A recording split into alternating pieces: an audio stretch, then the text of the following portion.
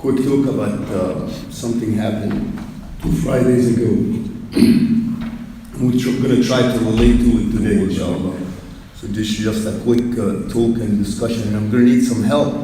So anyone here who would like to participate, and I will ask you a few questions towards the end, you can help me out, inshallah. Bismillah, salatu wassalamu ala rasulillah. So our talk today, we're going to talk about the word da'wah. Da'wah. What is da'wah? Means you inviting others to a generic word of the da'wah, inviting others to your Islam. You were guided, alhamdulillah, in a way that you have a certain knowledge of your deen, and you try to invite others, since especially we are in a non-Muslim dominated country, we're trying to invite others to Islam. So that's one way of da'wah, and another way of da'wah also is da'wah among each other.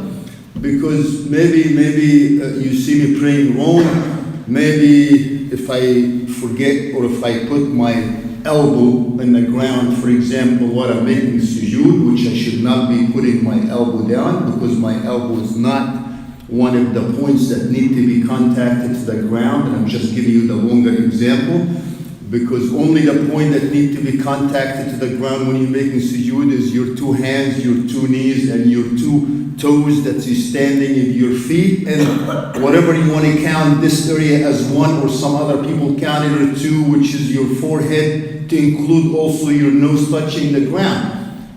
What I'm trying to say is that we are advising each other while we're also trying to reach to people that they are not Muslim at the same time. So don't take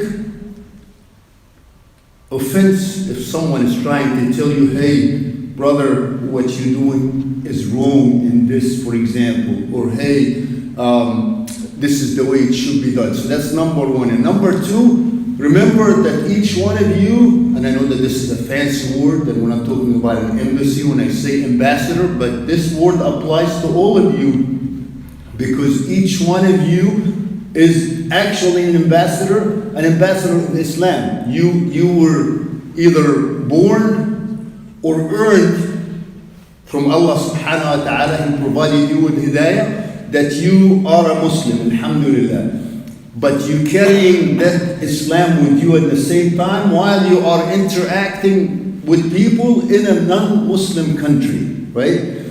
So watch about how you interact with them. That's also important, because you probably see this. If my name is Muhammad, I think I'm blending in nice. If someone is calling me Mike or maybe Mo in this country, right? What is wrong with name Muhammad to keep your identity? That's a part of being an ambassador, right? Because if I have a name, especially a name like Muhammad, and I'm using just the name as an example, why not being proud of what you have? If I have a meeting and that meeting is flexible and they're trying within my job to say, hey, we need to do a meeting Monday. What's a good time for everybody? I'm sure you get this within your work sometimes. And is 11 o'clock is good? No, I can do it at noon.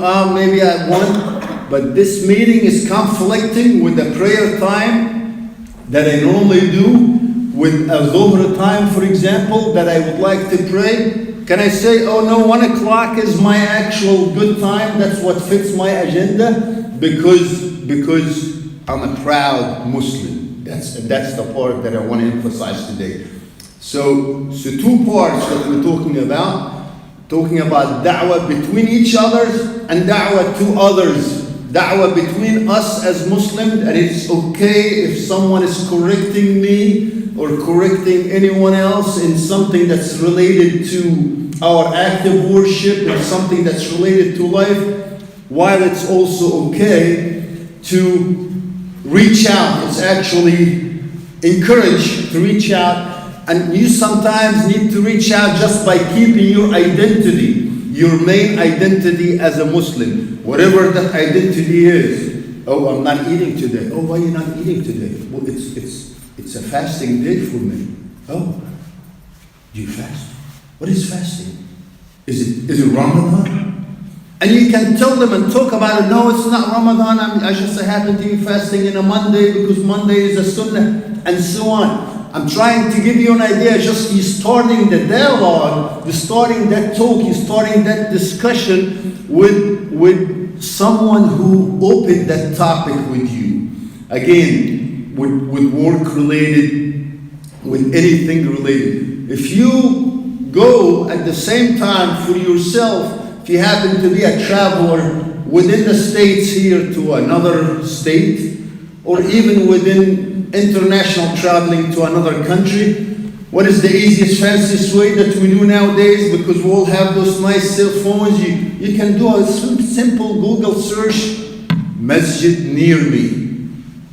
Try that Google search anytime, in any place, in any location, and it will give you some results with any masjid, any mosques near you, that maybe that will be able to give you a place. Oh, I get used to Fajr prayer. Fajr prayer is an important part of my life. I get used to maybe to going to the masjid, and that's also an important part of my life. So let me try to find out if there is a masjid near me that I actually can walk to, or maybe can take a transportation to.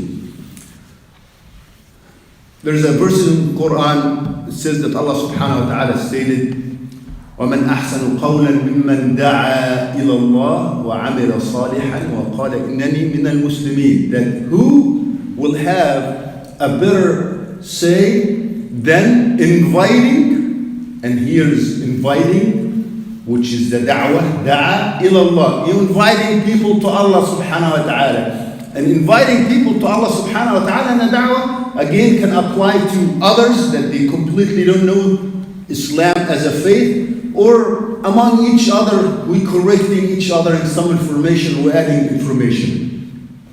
But da'a ila Allah is number one, وَعَمِلَ صَالِحًا, that there is action involved, there is amal involved.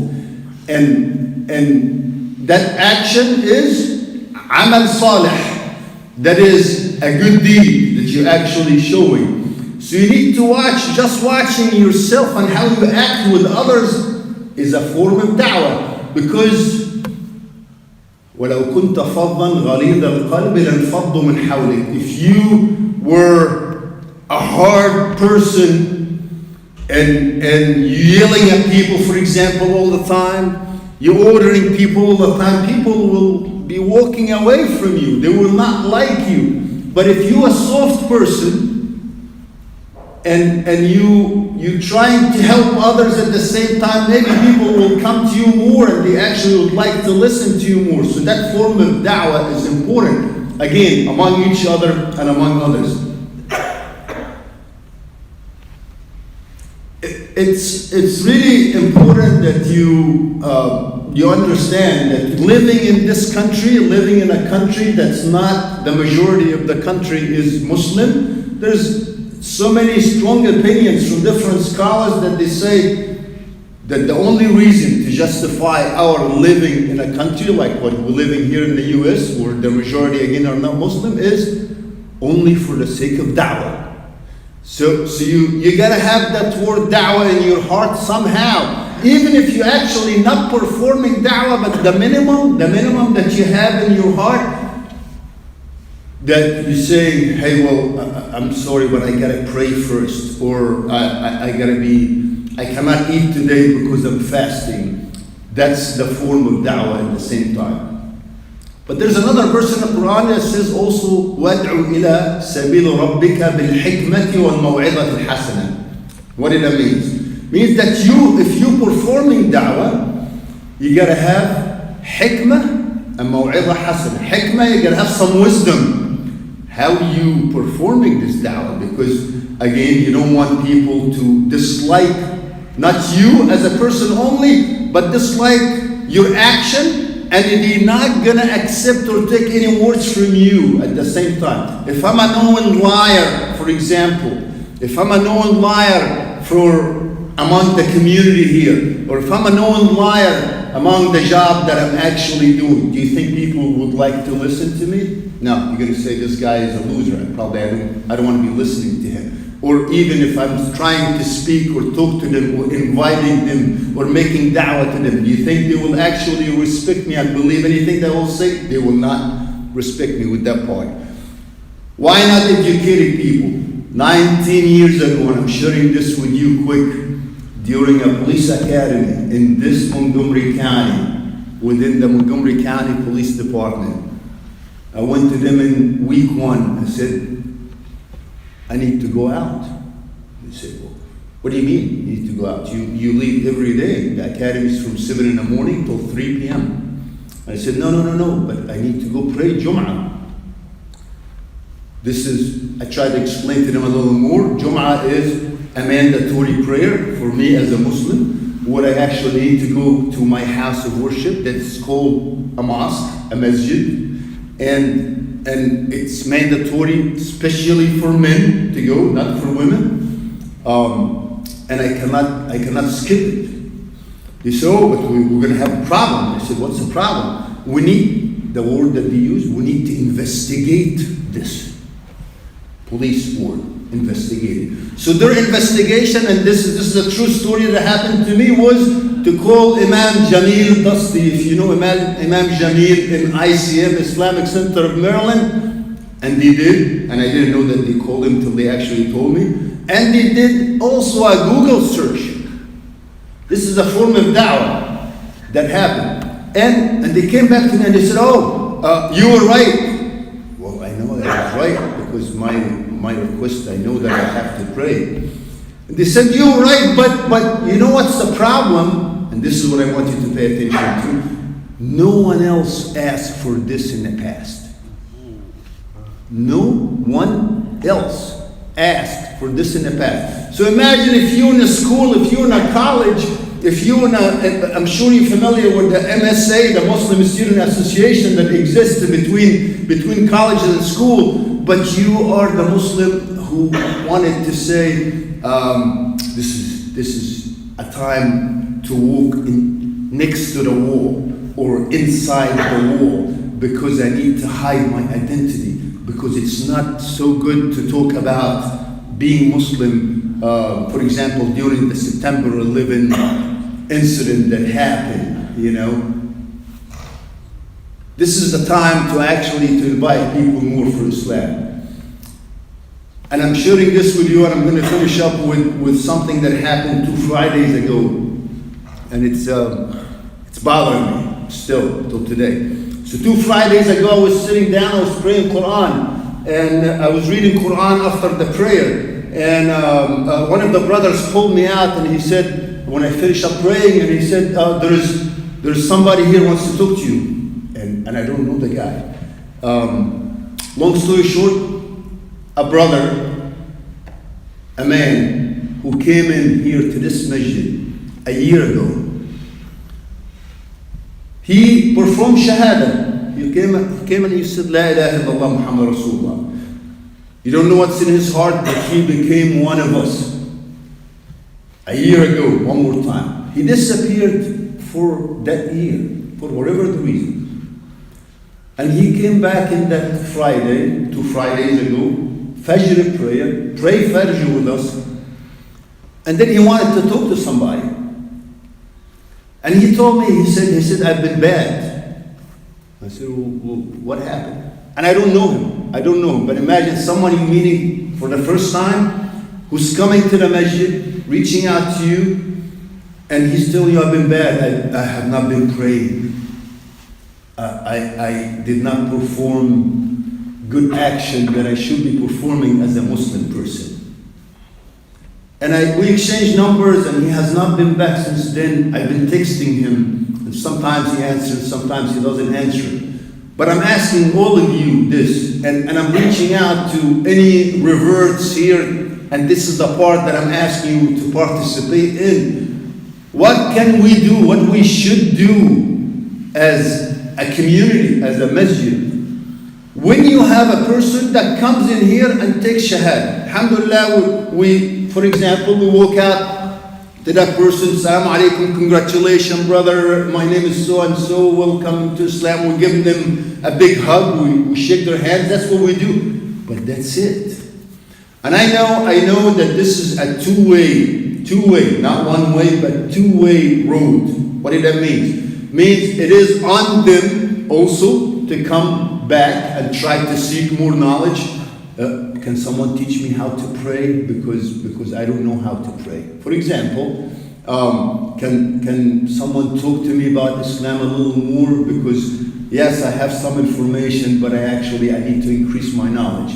So they need to devote, my point that they need to devote some time to this direction, to this deen that they actually chose to be a part of, while at the same time what we need to do.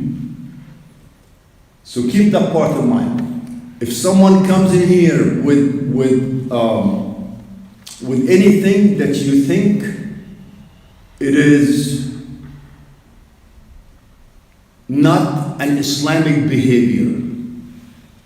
If I'm wearing a gold chain today, is it acceptable for a man to wear a gold chain?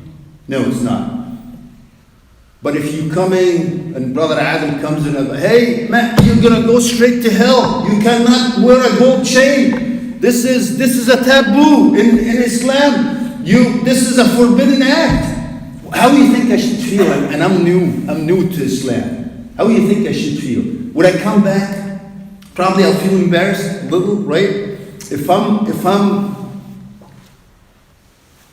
new to Islam, and in my Jahiliyyah days, and we all had Jahiliyyah days, and word Jahiliyyah is coming from a word Jahil in Arabic. And Jahil means an ignorant, a person who does not have the knowledge. You beat that Jahiliyyah with knowledge, right? Let's just say in my Jahiliyyah days, I was curious about tattoos, and I put some tattoos in my arm, those sleeves, and I had some around my neck that maybe it's a little exposed that I cannot cover, and I'm coming here to pray because Allah subhanahu wa ta'ala gave me hidayah, because I became a new Muslim, alhamdulillah. Would I criticize this act if I'm a person who's praying next to this brother? For example, hey, those tattoos are haram, you should not have. And I'm just giving you examples again. How you deal, think about that, how you deal with new Muslims that they're coming in here to pray. And how we can reach out to them in a scenario that happened with the brother that happened 2 weeks ago. And I don't know if any of you got something to say, this will be the time to say it. Umar, if you have something to say related to that, I'd like to hear it. Well, for me, yes. I became Muslim. Now.